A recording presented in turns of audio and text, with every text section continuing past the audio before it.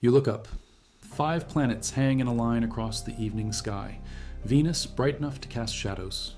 Jupiter glowing overhead. Saturn, Mars, Mercury, strung like beads. People pull over on highways. Social media erupts. But here's what nobody tells you. This happens almost every year in some form. The planets orbit the same flat disk around the sun. Always have, always will. What changes is how many you can see at once, how close they bunch together, and which ones get lost in twilight. That's where the jaw-dropping part begins, because some planetary alignments only happen once in a human lifetime. Others occur so rarely that your great-great-grandchildren might miss them too. Some involve just 2 planets passing within minutes of arc, closer than the width of a penny held at arm's length. Others create geometric patterns across the ecliptic that won't repeat for centuries. Tonight, we're walking through 7 types of planetary alignment that will actually occur while you're alive. No myth, no astrology, just orbital mechanics doing things that make amateur astronomers sleep outside in January and professional observatories book time years in advance. If you value documented astronomy and planetary science like this, subscribe. It's the best way to support our work. Also comment from which city you're hearing this from. Also, this script is researched and factual. Using sources from NASA's Jet Propulsion Laboratory ephemeris calculations, published through their Horizons system in 2025, BBC Sky at Night magazine's detailed observational reports, verified by the Royal Observatory Greenwich, and peer-reviewed transit data from the International Astronomical Union's Minor Planet Center, tracking published in Nature Astronomy. These aren't popular press summaries. We're citing the raw computational models that predict planetary positions to the arc-second level, the same data professional observatories use to point their telescopes. Now back to the information. Number 1. The Multi-Planet Parade. 6 or 7 naked-eye planets visible in one night. February 28th, 2026, about 1 hour after sunset. Look west. Mercury hangs just above the horizon. Venus blazes higher up. Saturn sits to their left. Sweep your eyes across the ecliptic, that invisible line the sun traces, and you find Uranus with binoculars, Neptune with a telescope, and Jupiter high overhead. 7 planets spanning 120 degrees of sky from the western horizon to zenith. The moon joins them at 12% illumination, sliding between Venus and Mercury. This is a 7-planet alignment, and it won't happen again until March 15th, 2080. January through February 2025 gave us a rehearsal. 4 naked-eye planets, Venus, Mars, Jupiter, Saturn, all visible after dark for 6 weeks. Mars reached opposition on January 16th, meaning Earth passed directly between Mars and the Sun. The planet shone at negative 1.4 magnitude as ours, as bright as Sirius. Jupiter hung overhead in Taurus. Venus and Saturn met in the southwest, coming within 2.2 degrees on January 18th. People across North America, Europe, Africa could walk outside any clear evening and see 4 planets without a telescope. Uranus and Neptune made it 6 if you had binoculars. Add Mars and it was 7. But February 26th marked the true 7-planet alignment. Mercury emerged from the sun's glare, completing the set. For 48 hours, every planet in the solar system except Earth was visible in one night. It didn't matter if you lived in New York or New Delhi, Perth or Paris. Step outside after sunset, and there they were.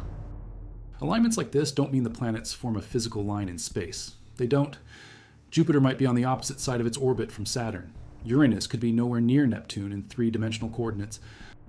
But from Earth's perspective, from within the plane of the solar system looking out, they all appear along the ecliptic. We see the racetrack edge on, every runner visible at once. 6-planet alignments happen about once every 10 to 20 years. The last comparable event was May 2011. Mercury, Venus, Jupiter, Mars, Saturn, Uranus, all in the morning sky before dawn. Before that, April through August 2022 had 4 planets at once before sunrise. 5. If you woke early enough in June, mid-January through mid-February 2025 brought 4 after sunset. Late August 2025 will bring 4 more at dawn. Late October 2028, 5 planets at once before sunrise. Late February 2034, 5 after sunset. Though Venus and Mercury will be tough to spot low in twilight, the key number is 4. Seeing 4 or 5 bright planets simultaneously doesn't happen every year. 3 planets? Common. 2? Nearly constant. But 4 means Earth, in its faster orbit, has lined up with multiple outer worlds, while inner Mercury or Venus also happens to be far enough from the Sun to escape twilight. That combination of factors, orbital speeds, elongation angles, timing, creates windows that last weeks, not months. August 2025, the 6-planet morning alignment, Mercury, Venus, Jupiter, Saturn, Uranus, Neptune. Best viewing, August 18th and 19th, just before sunrise. Mercury emerged from inferior conjunction on August 1st, when it passed between Earth and the Sun. By the 18th, it climbed above the eastern horizon, joining Venus and Jupiter already high in Gemini. Venus and Jupiter closed to 54 arc-minutes apart on August 12th, less than the width of a full moon, close enough to see both in the same binocular field. Saturn shone in Pisces to the south. Uranus sat near the Pleiades in Taurus. Neptune required a telescope in Pisces. 6 planets. One morning. The moon joined them on the 18th, creating a lineup of 7 objects along the ecliptic. The catch: you needed to wake before dawn, 3:30 or 4 a.m., depending on latitude.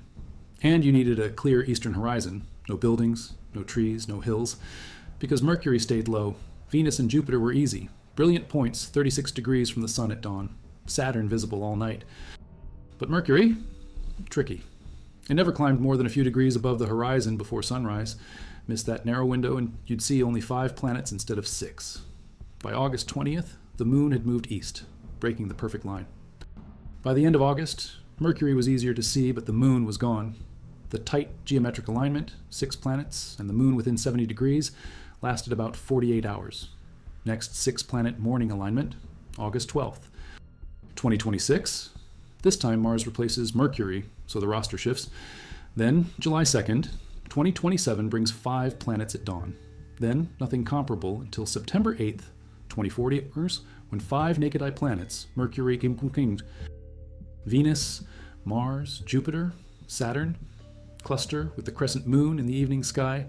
That's your next big show after 2026. 15 years from now. Mark it. Number 2, the Great Conjunction, Jupiter and Saturn, the solar system's giant planets meeting in the sky. They call it great because it's the rarest conjunction between naked-eye planets. Jupiter orbits the Sun every 12 Earth years. Saturn takes 30, every 19.86 years.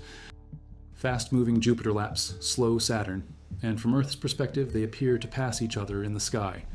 December 21st, 2020, winter solstice. Jupiter and Saturn close to 6.1 arc-minutes apart, 1/10 of a degree, about 1/5 the width of the full moon. Stand outside an hour after sunset, and you'd see them low in the southwest. So close they appeared as an elongated bright star or a tight double planet. Through a telescope, you could frame both planets and some of their moons in the same field of view, Jupiter's 4 Galilean moons. Saturn's rings tilted at 21 degrees, all visible together. This was the closest Great Conjunction since 1623, 9 years before Galileo published his controversial book arguing Earth orbits the Sun.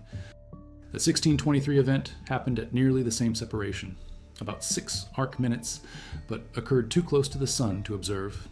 Before that, July 16th, 1623. Before that, the last visible Great Conjunction this tight was March 4th, 1226, when Genghis Khan roamed Asia.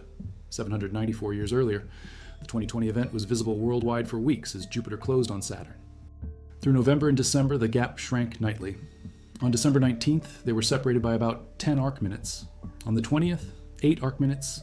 On the 21st, 6.1 arc-minutes at their closest. Then Jupiter pulled ahead and the gap widened. The orbital geometry creates a 400-year rhythm. Great conjunctions happen every 20 years, but their closeness varies. Most occur with the planets separated by half a degree to 1.3 degrees. Comfortable naked-eye doubles. Separations less than 10 arc-minutes are rare. Since 1200 Nas Tastung, only 4 great conjunctions have been tighter than 10 arc-minutes: 1226, 1623, 2020 Air, and the next won't be until 2480. But there's a pattern. Every 20 years, the conjunction shifts about 240 degrees along the ecliptic, 2/3 of the zodiac, because Jupiter completes 1 orbit while Saturn completes 2/3. After 3 conjunctions, 60 years, they've traced a near-perfect triangle. Johannes Kepler documented this in 1606. Great conjunctions also shift through what astrologers call trigons, conjunctions in fire signs, Aries, Leo, Capricorn, Sagittarius, then earth signs, Taurus, Virgo, Capricorn, then air signs, Gemini, Libra, Aquarius, then water signs, Cancer, Scorpio, Pisces. Each trigon lasts about 200 years. The 2020 conjunction happened in Aquarius, marking a shift into the air trigon that will last until 2140. Next great conjunction, November 4th, 2040. Jupiter and Saturn will be separated by about 2 full moons, not as tight as 2020, but still a fine sight in binoculars. After that, April 7th, 2060, then March 15, 2080, which brings another super close event combined with 6 other planets aligned, the March 2080 mega event that astronomy clubs are already hyping. Occultations are rarer still. Occasionally, Jupiter passes directly in front of Saturn from Earth's perspective. A transit or occultation depending on relative apparent sizes. Over the next 10,000 years, this will happen 3 times. February 16th, 7541, a transit, June 17th, 7541, an occultation, with Jupiter completely covering Saturn. And February 25th, 8674, another transit. That's it for 10 millennia. Number 3, opposition. The best time to see outer planets, when Earth passes directly between them and the Sun. Mars opposition, January 15th, 2025. Mars rises in the east at sunset, glows overhead at midnight, sets in the west at sunrise, visible all night, shines at magnitude -1.4, as bright as Sirius, rivaling Jupiter. Through a telescope, the red planet spans nearly 15 arcseconds, still small, but large enough to show polar caps, dark surface features, maybe dust storms if you're lucky. This is opposition, when Sun, Earth, and planet form a straight line with Earth in the middle. The planet is directly opposite the Sun in our sky. Rises when the Sun sets, at its closest approach to Earth for the year, fully lit from our perspective, just like a full moon, brightest and biggest it'll appear until the next opposition. For Mars, oppositions happen every 780 days, 26 months, because Earth on its inner orbit laps Mars every 2.13 Earth years. But not all oppositions are equal. Mars has an elliptical orbit. At perihelion, it's 128 million miles from the Sun. At aphelion, 155 million miles. When opposition coincides with perihelion, a perihelic opposition, Mars can close to 34 million miles from Earth. When opposition happens, near aphelion, an aphelic opposition, Mars stays 62 million miles away. The January 2025 opposition was aphelic, unfavorable. Mars at its most distant during opposition season. Moving toward aphelion on April 16th, 2025. Compare that to August 27th, 2003 when Mars closed to 34.6 million miles, the closest in nearly 60,000 years. Or July 27th, 2018, when Mars came within 35.8 million miles and shone nearly twice as bright as Jupiter. Perihelic oppositions favor southern hemisphere observers because Mars appears high in their winter skies. Northern hemisphere viewers see it low in the south, looking through thick atmosphere. The July 2018 opposition put Mars at -25 degrees declination. From Wisconsin or England, it barely cleared the horizon. From Sydney or Cape Town, it passed near zenith. Aphelic oppositions favor northern observers. The January 2025 opposition placed Mars at 26 degrees north declination, high for North Americans and Europeans, low for Australians. Oppositions follow a 15-year cycle with some variation. After 7 oppositions, about 15 Earth years, 8 Mars years, the opposition occurs roughly 19 days earlier in the year and 19 degrees earlier in ecliptic longitude. After 15 oppositions, 32 Earth years, it shifts 11 days later. After 37 oppositions, 79 Earth years, it shifts only 2 days later. The cycle repeats. Jupiter's oppositions happen every 13 months because Jupiter's orbital period, 12 years, is much longer than Earth's, 1 year. Jupiter reached opposition December 7th, 2024, and then again January 10th, 2026, skipping 2025 entirely, something that last happened in 2013. Saturn's oppositions happen every 12.5 months. Uranus, every 12 months and a few days. Neptune, about every 12 months and 2 days. Opposition is when amateur astronomers book vacation time, when professional observatories point billion-dollar instruments at these worlds, when Hubble Space Telescope captures annual portraits of Jupiter's storms and Saturn's rings, when rovers on Mars catch transits of Phobos or Deimos crossing the Sun, refining the moon's orbital parameters. Opposition gives you weeks of optimal viewing before and after the exact date. The planet is big, bright, high in the sky at midnight. If you're going to observe a planet, do it near opposition. Mars opposition. January 2025 included a lunar occultation for North America. On January 13th, 2 days before opposition, the near full moon passed in front of Mars. East Coast saw Mars disappear behind the moon around 9 p. M. Eastern. It took about 30 seconds for the planet to be fully covered. About an hour later, Mars reappeared from behind the moon's other edge. Pacific Coast saw it happen in evening twilight just after moonrise. The combination, opposition plus occultation, gave observers a rare chance to see Mars in the daytime, use the bright full moon as a guide, and scan just beside it with binoculars. There's Mars, a reddish point of light visible in blue sky. Mars occultations by the moon happen 3 to 7 times per opposition cycle, but most aren't visible from populated areas. 2025 has 4 Mars occultations. January 14th for North America and Africa, February 9th for Northern Europe and Asia, June 30th for the Eastern Pacific and South America's west coast, July 28th for Antarctica. 4 chances, but only the January event favored major population centers. Number 4. Syzygy, 3 or more bodies aligned in a straight line, the term astronomers use when Sun, Earth, and another world form a perfect lineup. Syzygy happens twice a month with the moon. New moon, Sun, Moon, Earth, aligned with the moon between. Full moon, Sun, Earth, moon aligned with Earth between. Sometimes these alignments are so precise the moon crosses the ecliptic at exactly the right moment and we get an eclipse. Solar eclipse at new moon when the moon's shadow hits Earth. Lunar eclipse at full moon when Earth's shadow falls on the moon. Planetary syzygies are rarer because planets move slower than the moon. When a superior planet, Mars, Jupiter, Saturn, Uranus, Neptune, lines up opposite the Sun, that's opposition. When an inferior planet, Mercury or Venus, lines up between Earth and Sun, that's inferior conjunction. When it lines up on the far side of the Sun, that's superior conjunction. March 14th, 2025, total lunar eclipse.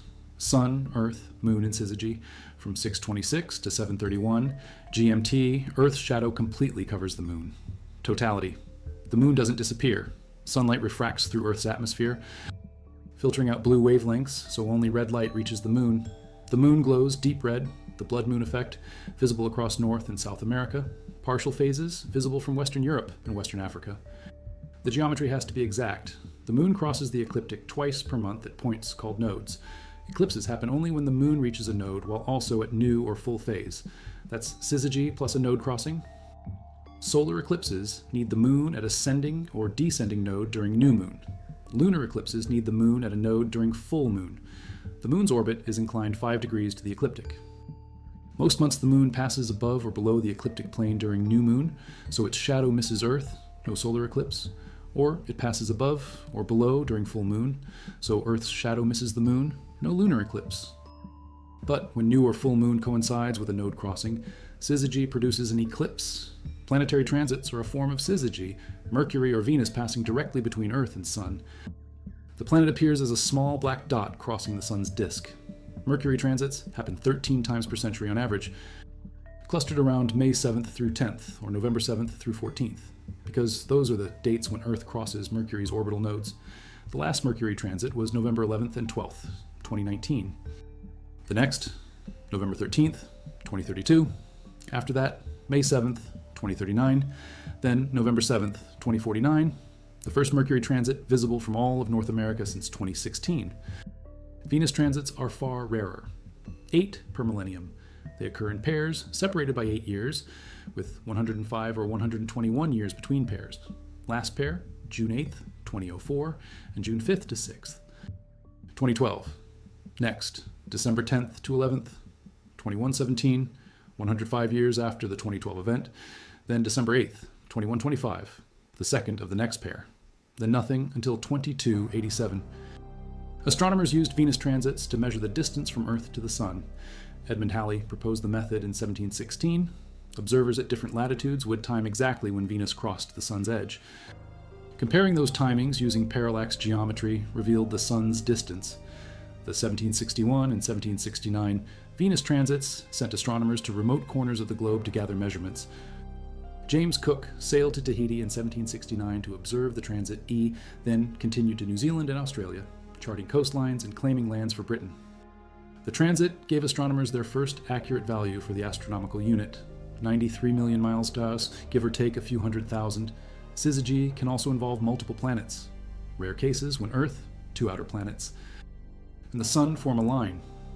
These are documented but not often visible because one planet usually sits too close to the Sun. Triple conjunctions sometimes produce syzygies in right ascension but not in 3-dimensional space. The objects share the same celestial longitude from our view, but aren't physically aligned. Number 5, the triple conjunction. When two planets meet 3 times in a few months, caused by retrograde motion, Saturn and Neptune, 2025 through 2026. 3 conjunctions in 8 months. First conjunction, June 29th, 2025, at 8:20 GMT.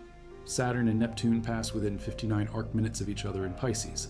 Both planets are visible before sunrise, with Saturn at magnitude 0.8, easily visible to the naked eye, and Neptune at magnitude 7.9, requiring binoculars or a small telescope. Second conjunction, August 6th, 2025, at 9:51 GMT. Separation, 1 degree 9 arc minutes. This happens because both planets have entered retrograde, appearing to move backward in the sky due to Earth's motion. Saturn goes retrograde June 5th, 2025. Neptune went retrograde July 4th. As they back up, they meet again. Third conjunction, February 16th, 2026, at 3:38 GMT. Separation, 54 arc minutes. This occurs after both planets resume prograde, forward motion. Saturn goes direct November 28th, 2025. Neptune goes direct December 10th. As they move forward again, they pass a third time. This is your final chance to see Saturn and Neptune this close until 2132, 107 years later. The geometry works because of orbital speeds and apparent retrograde motion. Planets beyond Earth's orbit normally drift eastward against the background stars, prograde motion. But when Earth laps them on the inside track, they appear to reverse course and move westward, retrograde motion. Then, as Earth pulls ahead, they resume prograde motion. This creates a loop in the planet's apparent path across the sky. If two planets are near conjunction when one or both enter retrograde, they'll meet, separate as they back up. Meet again during retrograde, separate as they resume prograde motion, then meet a third time after going direct. 3 conjunctions in 1 apparition. The phenomenon is called a triple conjunction. Triple conjunctions involving bright planets are extremely rare. Between Mars and Jupiter, the last was 1799 to 1790, worse, then 1836 to 1837, then 1979 to 1980. Between Mars and Saturn, 1777 to 1778. Between Jupiter and Saturn, the last was 1980 to 1981, and the next won't be until 2238 to 2239. These require both planets to be in the right positions at the right time, near opposition and near each other, so Earth's faster motion creates the retrograde loops during their conjunction. Triple conjunctions between bright planets and dim outer planets are more common. Jupiter-Uranus. Triple conjunction last happened 2010 to 2011, and the next will be 2037 to 2038. Jupiter-Neptune last happened 2009, and the next will be 2047 to 2048. The Saturn-Neptune 2025 to 2026 event is the first since 1989 to 1990. Number 6. Lunar occultation of a planet. When the moon passes directly in front of a planet, hiding it from view, occultations are geometry. The moon is 500 times closer to us than any planet. It moves fast, 13.2 degrees across the sky per day. As it sweeps along the ecliptic each month, it crosses the paths of planets. Sometimes the alignment is perfect and the moon covers the planet completely. Sometimes the moon misses by a degree or two and you get a close conjunction instead. Lunar occultations of planets are visible only from specific regions of Earth, because the moon's position in the sky varies by up to 2 degrees depending on your location. An observer in New York might see Mars disappear behind the moon, while an observer in London sees Mars pass a degree north of the moon's edge. 2025 has 7 planetary occultations visible from somewhere on Earth. January 4th. Saturn occulted by the moon, visible from Europe, Africa, Western Russia, Eastern Greenland. The moon at 25% illumination passes in front of Saturn from 1457 GMT to 1844 GMT. In Rome, Saturn disappears behind the moon's bright limb around sunset and reappears from the dark limb about an hour later. Observers with telescopes can watch Saturn's rings vanish, then reappear. January 14th, Mars occulted by the moon, visible from Africa, the Americas, Portugal, Azores, Madeira, Canary Islands. The moon at 99% illumination, nearly full, passes in front of Mars just 2 days before opposition. East Coast observers see Mars disappear around 9 p.m. Eastern out, reappearing about an hour later. The event is visible in evening darkness. Pacific Coast sees it happen in twilight just after moonrise. February 1st, Saturn occulted. Visible from the Alaskan Arctic. Extremely difficult. The moon is only 13% illuminated, Saturn faint, and the event occurs during Arctic winter darkness. February 9th, Mars occulted visible from northern Europe and Asia. The moon at 91% illumination passes Mars during late evening in Scandinavia, Russia, northern Asia. March 1st, Mercury occulted, visible from the central Pacific, rare because Mercury stays close to the sun. The moon at 2% illumination, very thin crescent, passes Mercury, but the event occurs in bright twilight, making it nearly impossible to observe. June 30th, Mars occulted, visible from South America's west coast and the eastern Pacific. The moon, at 24% illumination, passes Mars during evening hours. Chile and Peru get good views. September 19th, Venus occulted, visible from northwestern North America. The moon, at negative 6% illumination, a waning crescent, passes Venus just before dawn. Parts of Alaska, western Canada might see Venus disappear behind the moon's dark limb in the pre-dawn sky. These events last seconds to minutes, depending on the moon's motion and the observer's location. The moon takes about 30 seconds to fully cover Mars. The planet winks out over half a minute as the moon's edge advances. Reappearance is faster, often just a few seconds because the moon's trailing edge is moving at the same speed, but the planet emerges from darkness into light rather than disappearing from light into darkness. Occultations let you see planets in daylight. Use the moon as a guide. January 14th, 2025. If you know Mars is right beside the nearly full moon, you can scan with binoculars in blue sky and spot Mars as a faint reddish point. The moon's brightness washes out faint stars, but bright planets are visible. Occultations also provide scientific data. By timing exactly when a planet disappears and reappears, observers at different locations can refine measurements of the moon's orbit and libration. Before spacecraft provided high-precision lunar ranging, occultation timings helped map the moon's motion to arc-minute precision. 2025 also brings star occultations. The moon occults 3 first-magnitude stars visible from North America: Spica 11 times, Antares 12 times, Regulus 6 times. Only Aldebaran is skipped. Spica occultations are shifting south toward Antarctica and will end in November 2025. Regulus occultations are just beginning, sliding onto the scene from the Arctic. The moon also crosses the Pleiades 14 times in 2025. Every pass from January through December involves the moon occulting some of the cluster's stars. January 9th. The moon tracks across the southern part of Messier 45. From the east coast, Electra disappears around 7 p.m. Eastern, Merope 20 minutes later. From Kansas City, Merope disappears around 6 p.m. Central. Alcyone 35 minutes later, Atlas and Pleione 45 minutes after that. Each location sees slightly different stars occulted because the moon's position shifts with latitude and longitude. Number 7, the rare perfect lineup. All naked-eye planets in a single evening with moon and bright stars. This one's a composite. The ultimate sky-watching goal. Not just multiple planets, but the right combination.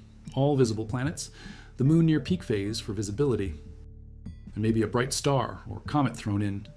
March 15 2080, 6 planets: Venus, Mercury, Jupiter, Saturn, Mars, Uranus, visible in the evening sky. At the same time, a great conjunction between Saturn and Jupiter at just 6 arc minutes separation, as close as December 2020. Add Mars nearby and you have 3 bright planets within a few degrees. Venus high in the west, Mercury low on the horizon. Uranus requiring binoculars but findable. And somewhere in there, the moon at a convenient phase, though the exact phase depends on the lunar calendar that year.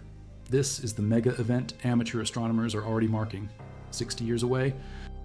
A confluence of rare events. 6-planet alignment, great conjunction. Favorable viewing time in evening rather than pre-dawn.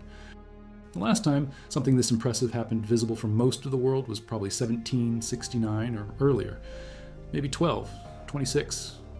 Events like this happen less than once per millennium.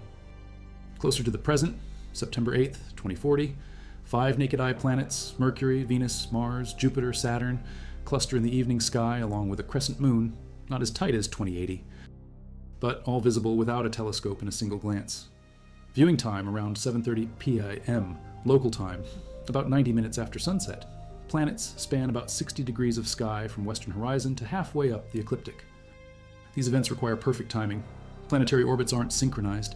You need Mercury and Venus at elongation from the Sun, far enough to escape twilight. You need Mars, Jupiter, Saturn in favorable positions, not behind the Sun or too faint. You need them all on the same side of the Sun at roughly the same time. And you need Earth positioned, so we're looking outward through the plane of the solar system during evening or morning twilight rather than midnight or noon. The probability of all these conditions aligning drops with each planet you add. 4 planets visible together happens several times per decade. 5 planets, once or twice per decade. 6 planets, once or twice per generation. 7 planets, including Uranus and Neptune, visible with optical aid, maybe once per human lifetime. 7 planets with all perfectly positioned for dramatic viewing, once per several generations, September 19th, 2025. A triple conjunction visible from some northern latitudes. The moon at -6% illumination, 6 days before new moon, passes Venus at magnitude -4.3 and Regulus at magnitude 1.4. From parts of Siberia, the moon actually occults both Venus and Regulus simultaneously. From everywhere else, you see the moon, Venus, and Regulus forming a tight triangle or smiley face in the dawn sky. 3 objects within less than 1 degree. The next time the moon, Venus, and Regulus form such a tight grouping, February 13th, 2056, 31 years away. This isn't technically an alignment, but an appulse, a close grouping that isn't a true conjunction in right ascension. But visually, it's spectacular. A thin crescent moon, the morning star blazing nearby, and a bright star adding a third point. The kind of sight that stops people on their morning commute. Perfect lineups don't announce themselves. You have to know they're coming, check ephemerides, run simulations, mark your calendar months in advance, set an alarm for 4 a.m. Find a dark site, hope for clear weather. Then you get 15 minutes, maybe 30, before twilight brightens and the planets vanish. You take photos, watch through binoculars, just stand there looking because you won't see this again. Late January 2025 had a planetary parade that showed how these events unfold. Mars near opposition, glowing at -1.4 magnitude in Cancer, Jupiter at magnitude -2.6 in Taurus, high overhead at midnight, Saturn and Venus meeting in Aquarius, low in the southwest after sunset, closing to 2 degrees on January 18th. Then add Mercury in early February, and you had 5 planets spanning 140 degrees of sky. The progression: first you see Venus after sunset, then Saturn nearby, then Jupiter rising in the east. Wait a few hours and Mars comes up. By 3 a.m., Mercury is climbing above the eastern horizon. Over the course of one night, rotating through twilight to midnight to pre-dawn, you sweep 5 planets. Not all visible at the same instant, but all visible within one 24-hour period if you're willing to stay up or wake early. The hard ones are always Mercury and Venus because they orbit inside Earth's orbit. Mercury maxes out at 28 degrees from the Sun. Venus reaches 47 degrees. Most of the time they're lost in twilight or hidden behind the Sun. When they reach greatest elongation, their maximum angular distance from the Sun, you get a window of a few weeks where they're visible. If that window coincides with outer planets being favorably placed, you get a multi-planet lineup. If it doesn't, you see 3 planets instead of 5. August 2025 brought a 6-planet morning alignment but lost the moon by August 20th. February 2026 brings 6 planets in the evening, and the moon is there. That's the difference between good and great. Moon plus multiple planets beats planets alone because the moon adds context, beauty, and accessibility. People who don't know Saturn from Sirius recognize the moon. They see the moon beside a bright planet and they ask what that star is.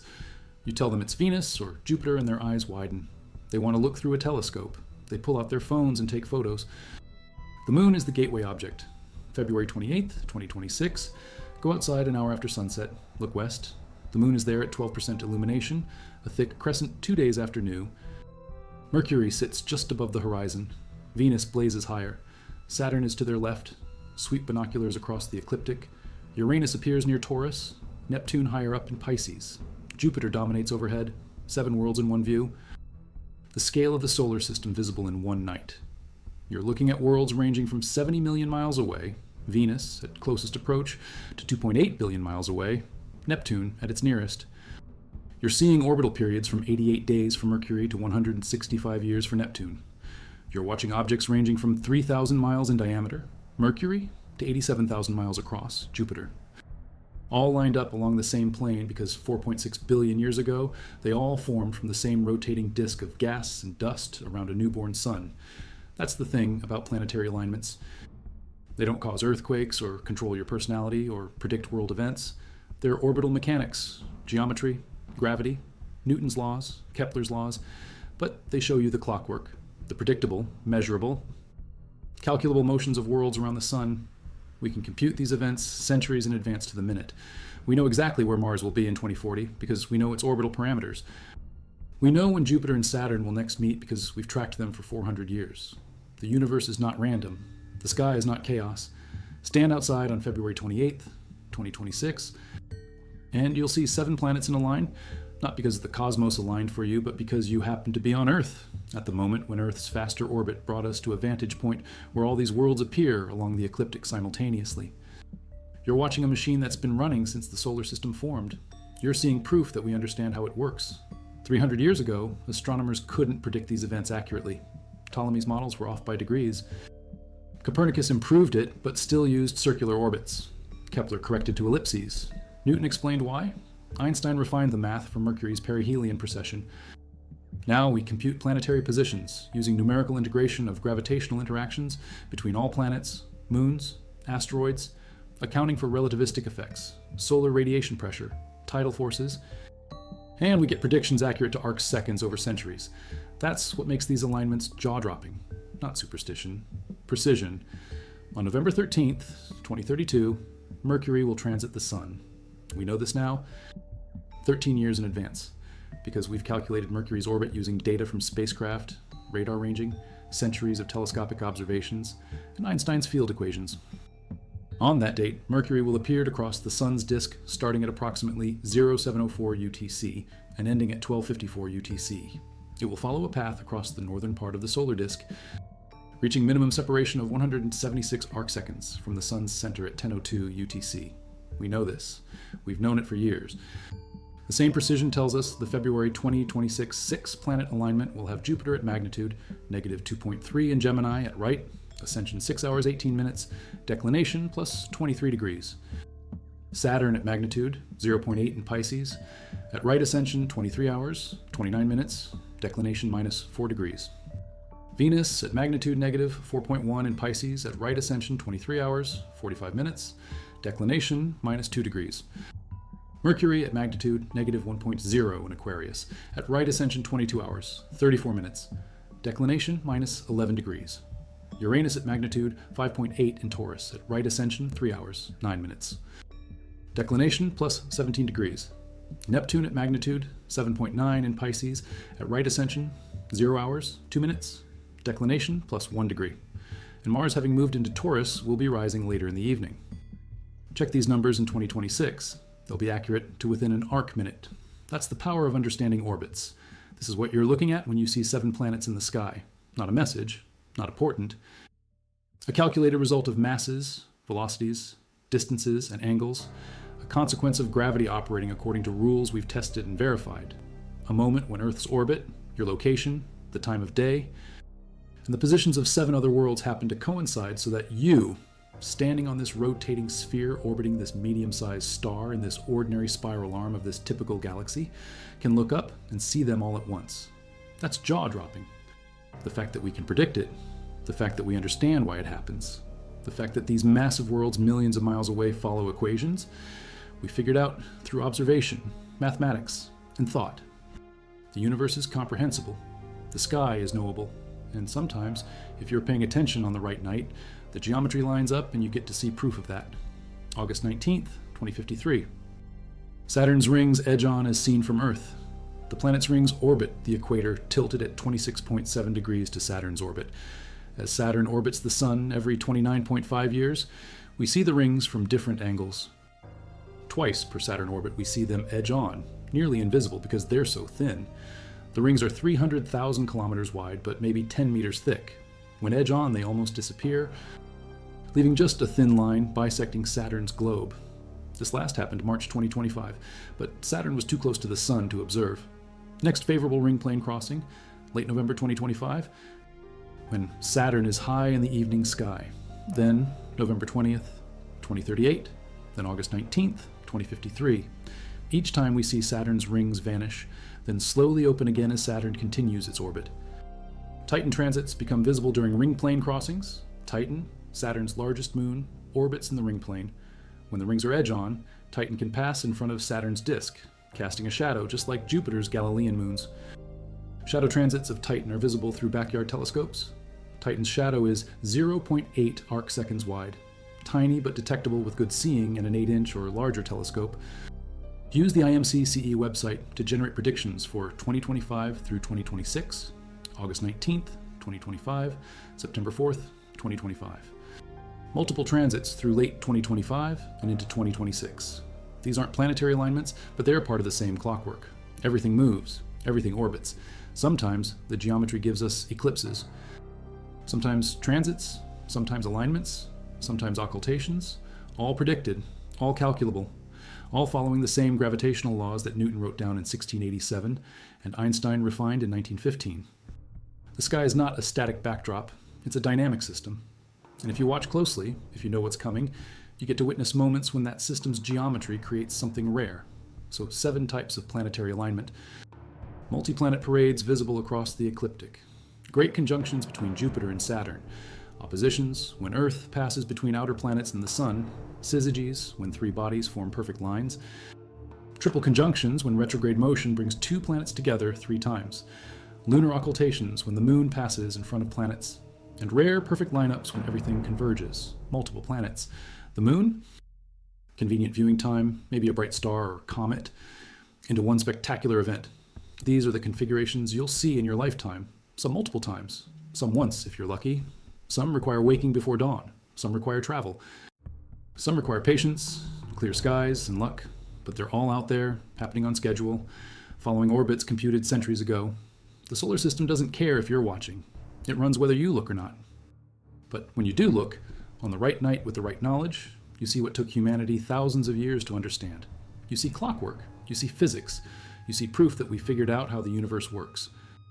And sometimes that's more jaw-dropping than any ancient myth about planets controlling fate. We cracked the code, we know what's coming, and we can stand outside on a clear night and watch it happen exactly as predicted. February 28, 2026. Mark it, set a reminder. Check the weather forecast, go outside an hour after sunset and look west. 7 worlds in a line. The solar system's planets laid bare along the ecliptic, visible in one sweep of the eye. You won't see this again until 2080. Your children might be too young to appreciate it. Your grandchildren might forget. But you'll be there, looking up, watching Mercury, Venus, Saturn, Uranus, Neptune, Jupiter, and the moon parade across the sky, right where the math said they'd be. And if someone asks what it means, tell them it means we understand how planets move. Tell them it means the universe follows laws we can test. Tell them it means the sky is not magic, it's physics. And that's far more wonderful than any myth ever invented. Because myths are stories we made up. But this is real. This is happening. And we figured it out. That's what makes planetary alignments jaw-dropping. Not the spectacle, though the spectacle is beautiful. Not the rarity, though some are rare. What makes them jaw-dropping is the knowledge that we saw this coming. We knew. We calculated, we predicted, and the universe, indifferent to our presence, delivered exactly what the math promised. That's the universe showing us we got it right. And there's nothing more jaw-dropping than being right about something 93 million miles away, moving at 67,000 miles per hour, and knowing exactly where it'll be next Thursday at sunset. In 2026, go outside and see for yourself.